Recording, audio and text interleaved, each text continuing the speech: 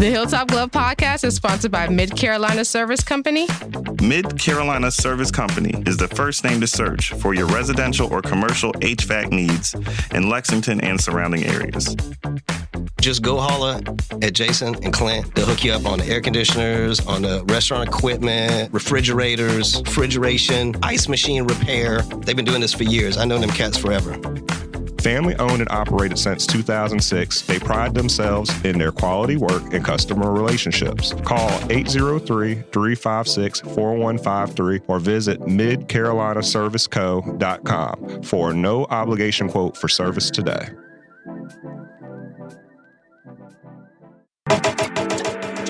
The Hilltop Glove Podcast is sponsored by True Brilliance Entertainment. True Brilliance is a production, promotions, and management company dedicated to connecting artists and producers across the Carolinas to music industry professionals.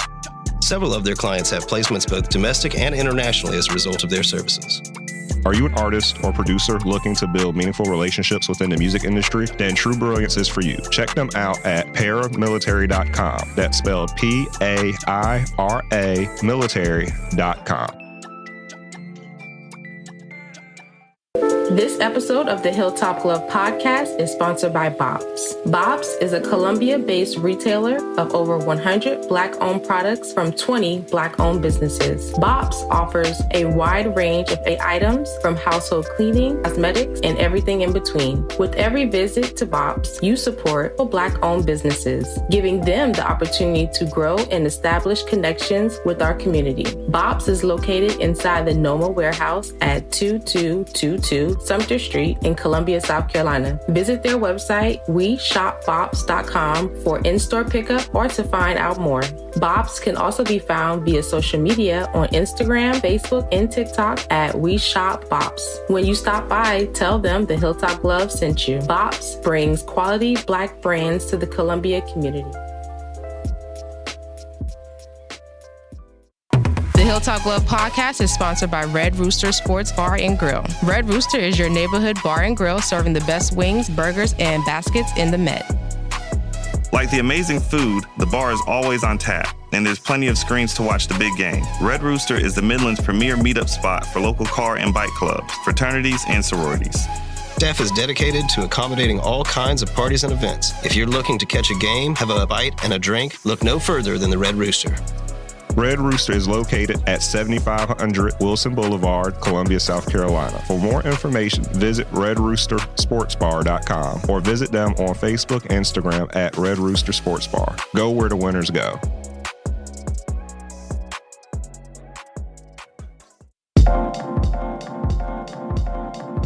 Welcome to the Hilltop Glove Podcast. Welcome to the Hilltop Glove Podcast. Welcome to the Hilltop Glove Podcast. Welcome to the Hilltop Glove Podcast.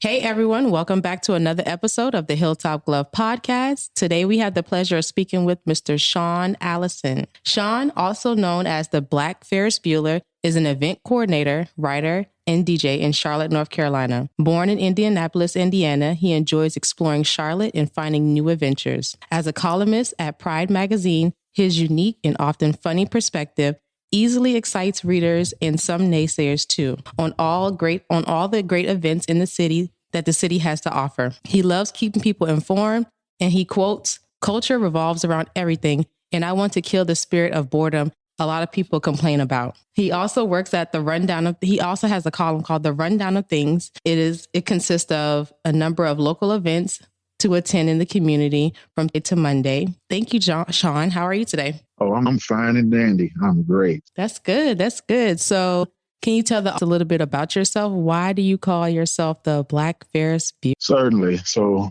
this journey started in 2012. And at the time, that year had just ended and people in the city were pretty much like, oh, there's nothing to do. It's boring. All the fun is gone. So I was like, the hell with that. And I went out into the city and just found all sorts of stuff to get into. And I started making an event QE on Facebook, the lineup, whatever, and just finding just more obtuse things. People didn't even think would exist. And I'll just make like little weekend lineups and encourage people to go. And I've been doing this 10 years now. And wow, the whole, it's like a to-do thing now. People are waiting on my list. Yep. People waiting on today's list now. Oh, wow. So you're like the itinerary guy. Like, let me hit you up. Like, what I need to do for the weekend. Right. And with that, my focus comes more so for Black students, because media outlets here don't really know, care, or understand what we like in particular. Yeah. So I literally had to fill in that vein and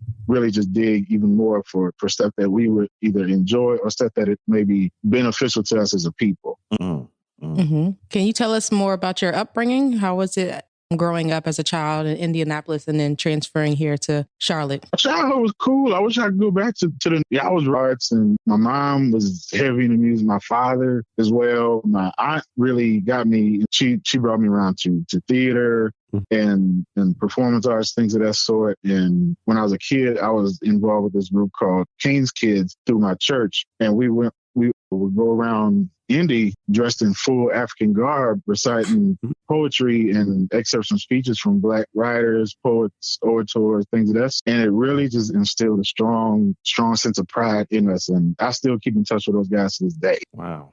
And I just use all that, which I had captured back then, and I just exert that as I am now.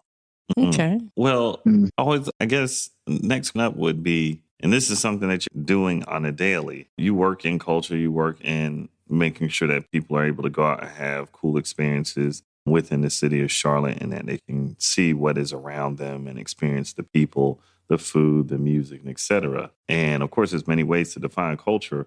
What does the word culture mean to you, and how important is it to you? It really is just like the whole, I guess, the Webster's definition of it, a collection of ideas and views and stuff that really just defines us. And to put it in contemporary terms is the things that we've learned from yesteryear, from our ancestors and stuff, or grandparents and parents who still live. We use that to progress ourselves as a people. But the thing with now, we are adopting so many behaviors and we're calling it culture. We just have this tendency to label everything as culture, or like, oh, this is for the culture, this is for the Hey, just delving in on that, keep explaining like on that for the culture topic part. Like, what is it? What do people mean when they say for the culture? What does that mean to you when people say they're doing it for the culture? It's gimmicky, man. Like I try to really stay away from all that. Like I'm more hashtag for the community more than for the culture. Yes, I like that. I like that. I'm writing that down.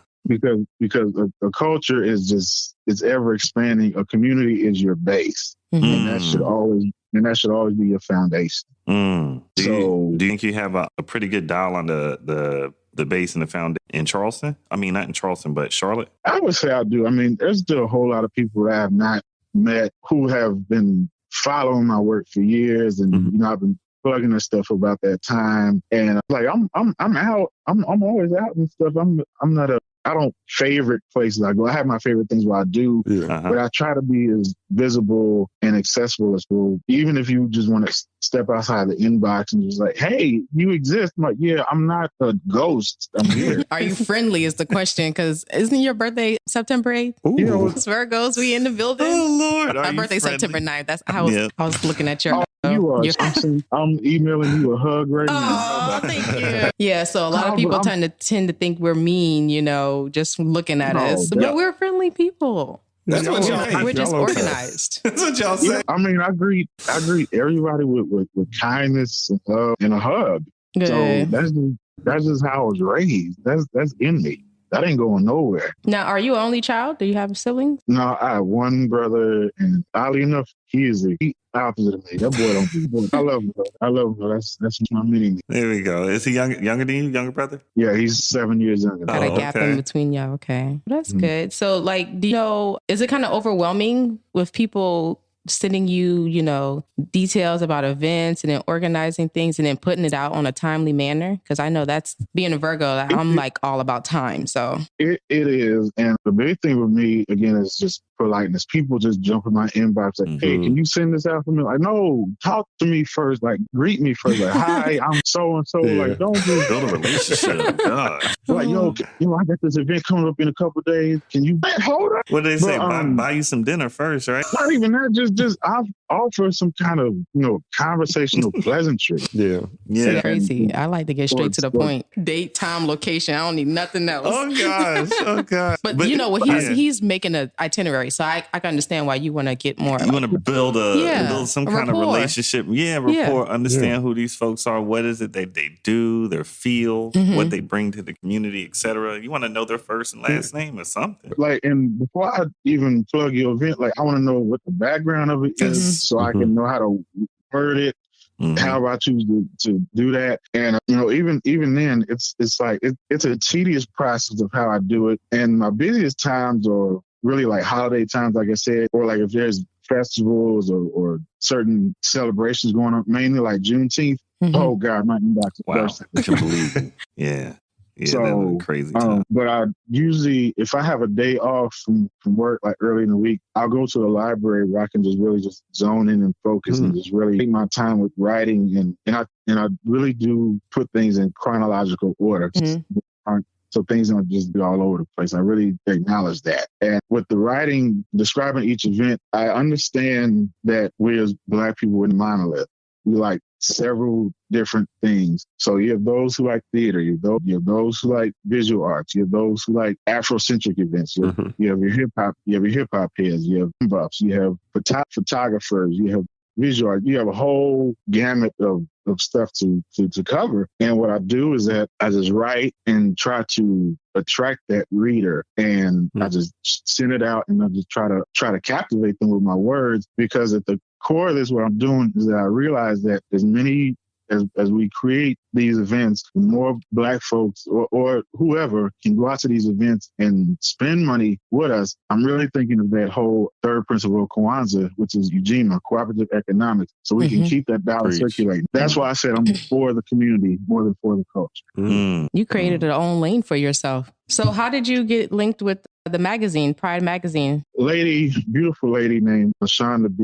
I first met her, I met her in 2009. It was actually, she was a photographer and a columnist with them there, and she took notice of my outfit, so she just wrote a little thing about me, what I was wearing. And then fast forward some years later, she became the editor-in-chief of that magazine. And by that time, I was still just in the thick of my thing, doing things on Facebook. And she reached out to me in early 2016, and she was like, we're starting an online magazine, and we need a event curator. And, I've been following you for a while. I love your style. I love your funk. I love your flavor. So I always tell people I didn't apply for that position. It's all about who you know. You made an impression. Yeah. So tell us more about your hashtags. Because I read the column. Which one? The Black hashtag, Black Ferris Bueller, and the other ones that you have on the column. Like, where did you get the name for those? Well, tell y'all a story of Black Ferris Bueller. Yeah. I was watching, for one, it's one of my favorite movies. And every time I watch it, I just see or notice something different. So this particular time, I like, the movie has a lot of layers to it. It does. So when it was over that year, that day I watched it, I turned the channel to HBO, and it was this old Steve Harvey comedy special on, I think it was called One Man. And he had talked this bit about, and white people have differentiating weekends of leisure. And it was just truthfully hilarious. He was like, white folks have, wonderful weekends. White folks do. That's the Harvey voice. Right. White folks do stuff on the weekends your black ass never dreamed of doing. Camping, fishing, hang gliding. And somewhere in America this weekend, a white man is going to go hang gliding. It's going to go kite across the straight early in the morning. And they go fishing.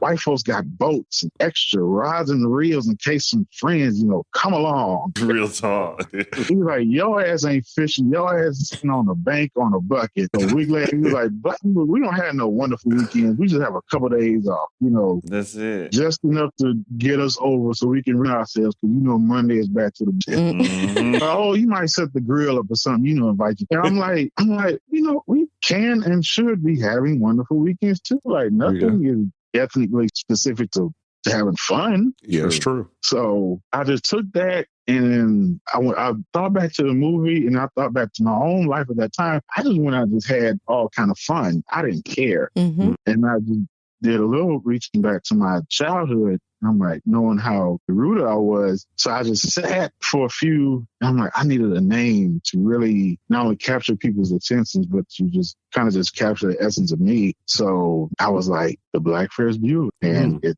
stuck. Now, of course, Of course, I've had naysayers come up. Why you name yourself after a white chauvinist? I'm like, if you remember the movie, he didn't make references to women. Yeah. Right. Yeah, not at all. So I'm like, you know what? Forget you. I still love you anyway. But and people have given me other names. Like some folks call me Hair Connect. I love this one. Call me the Green Book of Charlotte, and I take that one. Yeah, the Weekend Warrior. Your favorite friendly neighborhood dope events dealer. I love that. That is nice. Like that that's creative. I'll take that one. So you can really like literally brand yourself in different communities with what you're doing. Yeah. Can you come to Columbia? I'm serious. Can you do it in Columbia? Because like a lot of people say there's not a lot of things going on, but it's like who you know, you know? Yeah. Yeah, and that's the thing. Like I said with my initial statement, I want to kill the spirit of boredom. Like there's stuff for one to enjoy. The problem is that more so with Black folks, we're living in a time everybody's for the culture, but they don't want to expand their minds to different cultures. Everybody just want to hear what's hot and what's contemporary, what they see on TV or hear on the radio. Yeah. And I'm like, that's not where true artistry exists. Like you have to crack open some books. You got to go to some museums. You got to really get out here and with some people. Carpe diem. That could be your next hashtag. Seize the day. Yeah. Oh, and that's neat that you said that. That's neat that you said that too, because even with our podcast, one of the things that we're very mindful of when it comes to like the guests that we bring on is we try to go out of our way to speak with people outside of like our quote unquote tribe. So like the people I might talk to on a regular basis, whether or not it's going to events, whether or not it's here in Columbia, whether or not it's here in Charlotte, right? Because even though, like I said, we interacted a couple times, in a sense, you're part of my tribe in a sense. You get what I'm saying? Because when I usually come to events and things, I usually run into you, we chat and stuff. We've chatted multiple times. So it's like, for me, it's like, what can I do to be mindful of reaching out and speaking to people outside, like people I might not be talked to, have conversations with. And that's one of the things we've really been trying to do with our podcast too, is just who the folks we are, like I said, we don't see day to day. Like I said, just like I said, and then just like with Smile, like we always look at that and we try to go out our way to do that. And so that's neat that you mentioned that. Yeah, it's really just at the core, it's all about having an open mind, because outside of being Black, we are all human beings, and we got to coexist. We just put aside our petty differences and learn from each other. I mean, never forget who raised you, where you come from, but never lose the sight of your humanity. You gotta love each other, and that's why my mother has this quote, and I try to live by this every single day. She says, be kind and polite to everybody you meet, because you may be the only Jesus that person knows. Wow. I like that one. That's mama's wisdom. Man, that's the foundation I come from. Because you never know. You talking to an angel, or you just never know. You never know. You got to watch the way you move around. Most definitely. Right. And even I've been here long enough to really just know how cliquish this town is. And I don't roll with a particular circle or group, and like, no, I'll walk into a little formal dinner with some Chuck Taylors and be like, yo. You don't have an entourage? I'll be following you around if I lived up there. The Weekend Warrior. Yeah, y'all can come up here and I'll show you around. Hey, that's all we need. Right. Invitation. Right. That goes right into our next question. What are your top go-to spots in the city, the Queen City? Man, well, everything's being gentrified at such an alarming rate. Break that down. What do you mean? What areas are being gentrified quickly? Shoot, a lot of city. What is formerly known as North Charlotte is now NODA. And while a lot of stuff goes on there, it's sometimes I just walk through and I just really think like 20 years ago, this was just the sea of Black households. And now it's like upside down. True, they made beautiful and more aesthetic, but there ain't no soul down there. Yeah, got you. It turned into Brooklyn 2.0. Right. Mm-hmm. Right. And actually then was a whole nother thriving little Black Wall Street, if you want to call it, from like where the Hornets played all the way to the edge of Dilworth. It was just this sprawling, thriving community. Even where the Panthers played, that's just on top of a Black hospital. I was sitting right there. Wow. You don't know that. Dang, you just hurt my feelings. Wow. Yeah. Good, because people don't know that. No. That's something. It is interesting, especially coming from you, because it's dope, because you could tell a lot of people who live in Charlotte are transplants, right? But you could tell from your story, and this is what you're sharing with us, you're that's invested not in just the history and in the culture in the city in which you live in. And that's really dope. And you don't really see a lot of that, especially, and just from conversations I've had with people who, like I said, who live up there, it's usually, it's like, okay, this is where I'm coming here to kind of to get up. Or to set myself up to move on to this next thing, or to get out of this. This is where I'm going to set up my opportunity. But you never hear people talk about the history of Charlotte. Now, we had a great interview last season with Carla. Yeah, Carla Lopez. Yeah. Fantastic. She's so dope. Yeah. She's dope. Yeah, and she broke down so much of that stuff to us. But she's born and raised in Charlotte. Most of the time, even when we go, like I go up there to events and stuff, most people I run into are like from other parts of the country, and they can't really tell you any of those things. So it's just awesome. You could just share that information with us, and you're not even from there originally. Yeah, that's what's crazy. Yeah. That means you must have entrenched yourself into the community in some way, shape, or form. I mean, you have to. It's like, this is your backyard, so why not? This portion of the podcast is brought to you by Lynx Recording Studio. Lynx is a premier audio and video recording studio in the greater Charleston area. With 4 completely different booths, multiple peripherals, and 4 producers, they have the ability to service all facets of audio and video creativity. If you need to record a song, a podcast, create a demo, or even take headshots and complete drops for a Hollywood film, we've done it. Call us at 843-879-9386 or search us online at lynxrecordingstudios.com. That's LYNX recordingstudios.com. To it. And it's not just good point. Listen to events. This is just really turning to and kind of activism. Like you really be a voice for people. Not so much the kitchens, but the artists who live and work here. Like that's their life's work, and art is just revolutionary itself. So why wouldn't you want to support them? Why wouldn't you want to? And it is more than just going to their places, buying their albums or buying their food or whatever. You got to keep that stuff going. Because if you use so much for the culture, a culture could die without your support. No, seriously, especially in this day and age. Like if the wave is not sustained, and I mean like 2 weeks of not doing something to it, it is dead. Like you done lost that wave. It's going. You got to wait for another one. Hey, so really, like the last 10 years, I'm just consistent with this because I believe in this city. I believe in the people who live here. I believe in the artists who create, and like I have a kinship with them. I was like, sit on wax. It ain't where you from. It's where you at.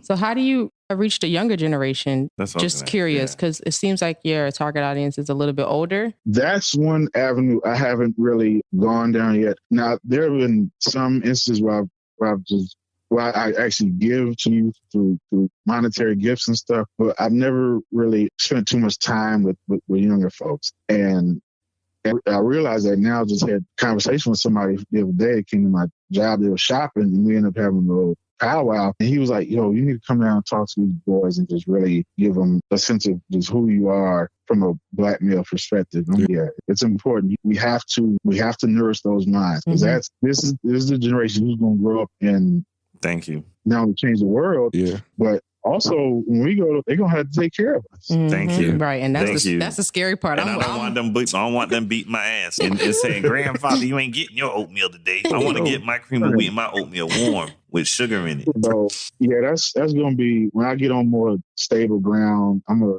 really try to seek out some youth and try to pour into them as best I can what I know, because I'm still learning, and even with that, whatever I do or wherever I go, like today is my day off, I always make it a habit to try to learn something new, because life itself is a classroom. You never stop learning. Good point. And back to what Tamaya was saying earlier, I know we got off this topic, but your go-to spots, like if there's some places in Charlotte, say it's coming in this weekend, places that they want to go see, could you name like 3 of them, 3 places? Yeah, Camp North End has just a whole range of stuff to get into. Like they goes out there, there's local shopping out there, local food. That's one. You've got Studio 229 in Uptown. That's one of the last remaining buildings of the original neighborhood, and they are totally vested in this community. Yeah. Yeah. And another one, God, there's not many, but there's so many. Really just on the West End, historic West End, Beatty's Ford, like they've really revitalized that area. And there's this new spot that just opened up over there. It's called Archive CLT. It's the sister owns it.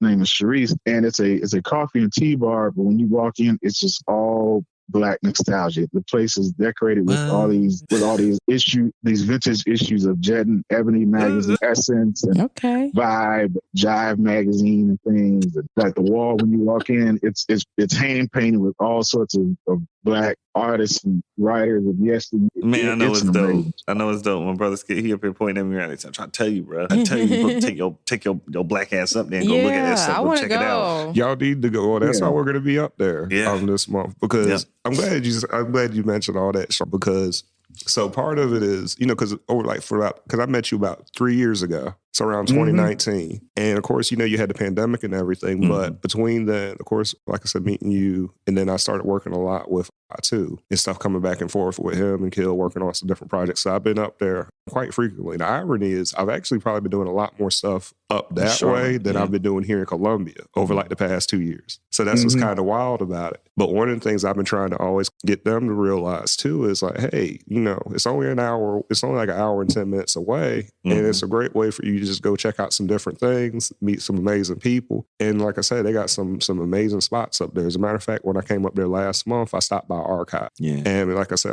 Archive is a fantastic place. And there's actually somebody we're going to be interviewing too in the next couple of weeks too, Sharice.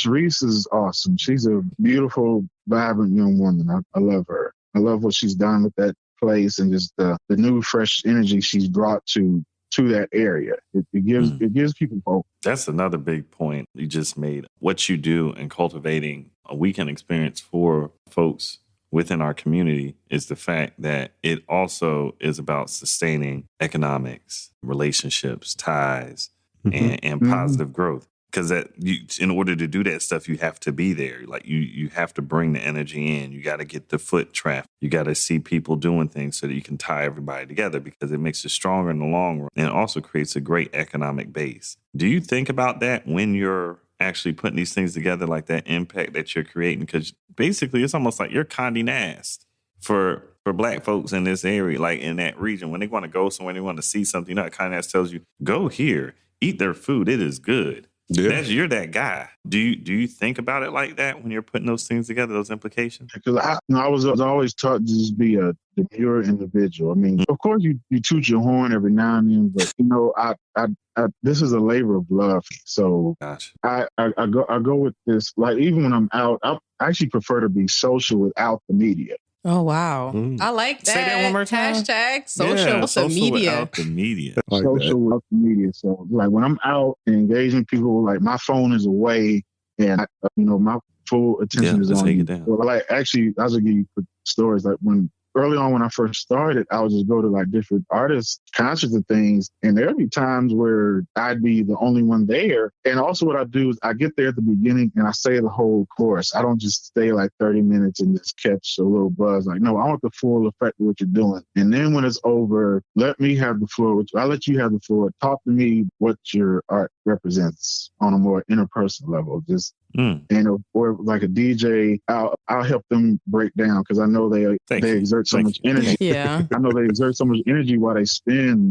and just try to be at ease on this. But again, it's just really just how you interact with people, and you just politeness and kindness. It goes so much farther than you would think. Interpersonal skills are very important in the realm that you deal in. Right. And somebody brought up a few weeks ago, like if the internet was to go out right now, you got to know how to work these streets. True. Yeah. True. Back to street teams. And speaking on what you're talking about with the social media aspect and being social without the media, I know you're making a point. I wrote this down because you were talking about this earlier, is like getting out of the mindset, only paying attention to easily digestible culture, like fast food culture, which is, that is the thing, the signs of the time. Do you think that the culture that is in your community, that is what you would call the meat and potatoes, the stuff that you should be trying to ingest that has all of the vital nutrients and et cetera for your life. Do you think that stuff is just harder to, not just harder to consume, but harder to access? Or do you think it's just lack of knowledge? From my outreach, what I've seen is that a lot of it is lack of knowledge. Because I post like so many times during the week, if I'm able to, and people still looking at me like, man, how did you find that? Where did you find it? I'm like, I look in places where people don't. Like, I go to stuff, or if I know someone who's hosting, I get a little inside info on that. I take pictures of flyers. I collect flyers. I screenshots. I go scroll through my old emails. I look at newsletters. I check out different websites, and I just compile everything together. And people just still like, man, how does this Negro do it every week? Yeah, that's hard, man. That's difficult. I know for you, like you say, you don't like tooting your horn, but bro, that's work. Toot. Give him a little clap. You need a little round of applause. There we go. Sorry about that. But no, but I would experience something different. There's more to Black culture than twerking at every brunch and shooting the ops. Right. There's so much more to us. We have such a rich, storied history, and it's like, why wouldn't you want to engage that? Why wouldn't you want to explore that? Why wouldn't you want to involve your kids in that? Right. If somebody asks me to another brunch, I swear to God, I cannot. Just stop asking me for brunches. You don't want to wear your best white clothes out to the brunch? I want to go to a museum. I want to go to see some music. I don't live music. You see what I'm saying? I don't want to see people twerk, be on their phone, antisocial. Twerking at the brunch, so it'd be so popping. When you be at the brunch, you twerk. I don't got time. I'm a G person. I don't know. No, but with that, actually, that's cool that you said that, because I was actually about to bring up another question. Of course, CIAA it was a fixture in Charlotte. Yeah. And of course, it dominated a lot of the cultural scene, especially in the Black community, even outside of the Ferry March, right? Yeah. Of course, it's no longer there. It went up the road to Baltimore. And COVID's had an impact. Things are opening back up. But what changes do you see going on within the culture and the community, especially when it comes to events and the impact it's possibly going to have on what it is that you do? For one, it's the kind of event that people create, as well as the time of year. You have to factor that in. And then also who is behind it, because like I said, people are very cliquish as to who throws events. I'm not going to dog out nobody's name, but there's certain people here who just throw the same thing over and over again. It's like when we were in the pandemic, we were on our butts for roughly two, and they came back with the same stuff. I'm like, couldn't take years and try to create some new concepts or something? Like, dude, you're whack. So, like, what's your relationship with promoters? I'm a bit of a rebel. That's why I asked. I already knew. I was like, I want to hear this. Yeah. I'm a bit of a rebel. One word for season. And for those who don't know, I boycotted football when Kaepernick took his stance. I've been standing with him ever since. And people are like, man, I got a football. I'm calling backlash from that, or stuff that just looks too commercial and gimmicky. Like, no, I'm grassroots. I'm underground. I'm a field Negro. Yeah, I love it. One time you a field Negro. I like that. I'm a field Negro. Yeah. Catch me outside. So I'm dying to hear about a memorable experience weekend that you had, like something that was like that you cannot forget. Some crazy stuff happened. What kind of story do you have about that? Yeah, Ferris Bueller style. Yeah. Too many to name. Oh God. It's actually, I'll just go back to this summer. We had a vibe called Fresh up here. Shout out to Winston for putting that whole thing together. It was this whole, it was called the House Music Jam. So they were playing all sorts of house from like Baltimore, Jersey, Chicago, New York, all that. And left there, went to Sukasa that night, danced my kneecaps off. And yeah. The scene was, there's a vibe called Fresh next weekend for John C. Smith's homecoming. They shouldn't. It's homecoming season. Yeah. Yeah. So y'all really need to come up here for that. So they shutting off a portion of Beatty's Ford and just making it this whole giant block party. They shutting down a portion of Betty's Ford. Shut up. For real? Never do that here. Yeah, man. That's some pull, man. That's extra cool. And it's free 99. Ouch. You can't even say that. Oh, my Lord. Okay. And it's free 99. That's next weekend. I hope y'all will come up here. I get off work at 2. So we have to catch your itinerary. Yeah, I'm glad you mentioned all this because I've been trying to get them to go up there because it's like, so the past couple times I've been going up because like I said, I've just been going up Farm Beach, but I've always been trying to like, hey, you know, I'm riding up today. Won't y'all ride up and blah, blah, blah. And they're like, well, you know, I got this and I got that. And I'm like, I'm going to pay up. Yeah, we had things to do. It's like I never know where to go. So I only go to like specific things. Like if I have a concert to go to, I don't just roam Charlotte because I don't know my way around. But now that I got connection with you, all right, we good. Yeah, you right. You found the right Negro. Found the right Negro. I like that. Okay, so before we wrap up, we always ask this question of all of our guests because, of course, this is a show about us millennials learning how to adult and be proper individuals and learn how to swell because, to be honest, we didn't get much tutelage in this from the generation before us. And those that did, hopefully they shared it. We'll try to pick up what crumbs we can. We'll try to put pieces together of the puzzle. But how do you manage the time between work, home, and organizing a weekly itinerary for local? How do you do all of that and still live your life? This book some years ago was by Hill Harper. It's called Letters to a Young Brother. And the first line he wrote in the book is that you have the right to be unreasonably happy. So I go into this, first of all, with a smile. Of course, I have my down days, my bad days, all that. But on work life, which is not all that glamorous because it's retail and no one really. I'll just say retail sucks. I hate retail. I'm thankful for income and all that, but retail, it sucks. Yes, right. It's hard. But, when I'm putting these things together, I just really just keep in mind just how much I love my people, how much I love my community, and that I do this. I don't do this for likes or for admiration or for any kind of notoriety. Like I just really truly care. I really care. And, if I die tomorrow, God forbid, I would hope that people would leave just kind, thoughtful words about me. Now, I don't burn no bridges, even though I'm a rebel, but I just, again, it's just you love on people, and just how I balance all that out is, again, I just take my day off, whatever day is afforded to me, and I just write and I just create and just make my Black boy joy work. Do you have any tips to help with rest or rehabilitation and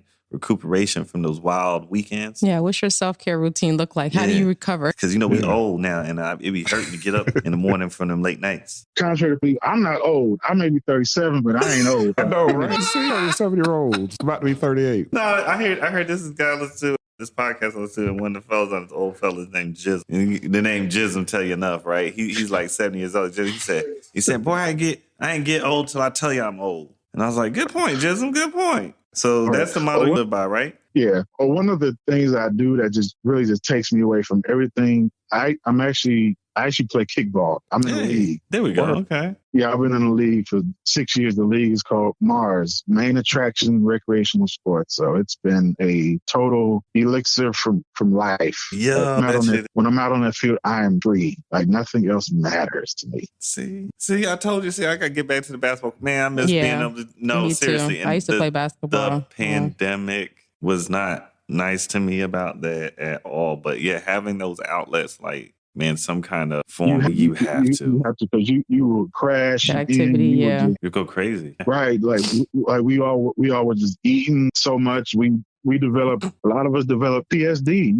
Couldn't put the snacks down. Eating snacks, cornhole on ESPN. This is bad out here. It was bad. So we got to unlearn some ways. Yeah. We do. Seriously. Right. So do you have any upcoming projects that we need to stay on the lookout for? Any events besides the one next weekend? Yep. I don't host any events per se, but with all the stories I've written, I am writing a book for those who are interested, who all may listen to this. I am writing a book. The book is called, and this is the title, Ethno-Paradoxical, Short Stories of White People, Work, Weirdos, and Willfully. Yeah, okay. I like that. Yes. I can't wait for that.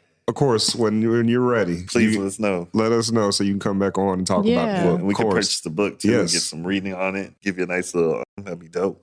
Yeah, y'all, like Kevin has read my stuff, but the rest of y'all have to read some of my wild adventures. Like, I go back and read that stuff. Yeah. I'm definitely got that grocery store, that store alone. I definitely got to get this reading. That grocery store. Yeah. Well, we are going to get ready to wrap up. Before we wrap up, would you mind giving your socials, as I like to say? It's the time for you to do any shameless promotion you want to do. The floor is yours. No doubt. So, Shawn D. Allison, that is my account. It is maxed out at 5,000, but you can still follow me because you can front to everything. And let's go. Is Black Ferris Bueller CLT. That's BLACFERRIS BUELLER CLT. It's all one word. That's it. And then how can we find the itinerary? Because, I need to stay on top of things. If I don't actually get to write things out, I run stories in the morning of what's to come, and you can either screenshot that or I'll screenshot my own stuff and just compile it in a whole post, and just folks just go from there. Smart. Well, man, brother, it was a pleasure speaking with you this morning on this beautiful Saturday morning.